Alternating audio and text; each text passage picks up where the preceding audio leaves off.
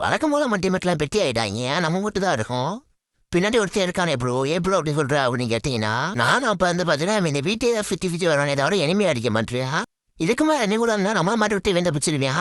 அதனால நான் fun zone தப்பிலாம் கீழே இறங்கிட்டேன். உதுத்து ஃபேனில் கை வேற வர மாட்டேட்டுருச்சு. ஜோன் வேற ஃபிங்காக ஆரம்பிச்சிருச்சு. சரி அவ்வளோதான் மேட்ச் முடிஞ்சு நினச்சிட்டு இருந்தேன். சரி எப்படியாச்சும் மேட்ச் விட்டுக்கூடாதுன்னு ஒரு டவுன் அடிச்சிட்டேன். நம்ம டீம் ஒரு டவுன் அடிச்சு பண்ணாரு. சரி கிளியர் பண்ணிடலான்னு பார்த்தா எனிமே வர ஆரம்பிச்சிட்டாங்க. ஒருத்தர் வேற எழுந்திரிச்சான். மண்டை மேலே போட்டு படுக்க வச்சாச்சு. ஒருத்தன் இங்கே அவசரமாக போயிட்டு இருந்தேன். அவனையும் இப்படி சலுத்தி விட்டேன். கடைசி ஒருத்தன் என்ன உசைன் போட்டு மாதிரி ஓடிட்டே இருந்தேன். இந்த இடத்துல தான் நான் தேவையில்லாத ரூலரை பார்த்துருப்பேன். அதனால தான் நான் டீம் பெரிய ஃபமோத்தை பண்ணி விட்டு போயிருவேன். நான் டீம் எப்படி விட்டு நமக்கு பேக்கப் கொடுப்பா நினச்சி ஒரு இதில் அவனை தூக்கி விட்டேன். ஐம் ஃப்ரெண்டு நாங்கள் ரோட ஆரம்பிச்சிட்டேன். சரி நாருக்கு கீழே தான் கிளியர் பண்ணி விட்டேன். சரி இங்கிட்ட வந்து நான் பண்ணுவேன்னு போய் பார்த்தேன். அவன் தவழ்ந்து போயிட்டு இருந்தேன். அவனையும் இப்படி சலுத்தி விட்டேன். சரி நாக்கு ஃபுல்லாக கிளியர் பண்ணிட்டு எங்கிட்ட வந்தேன். எங்கிட்ட தான் நம்ம இனி விண்டுட்டு இருந்தேன்.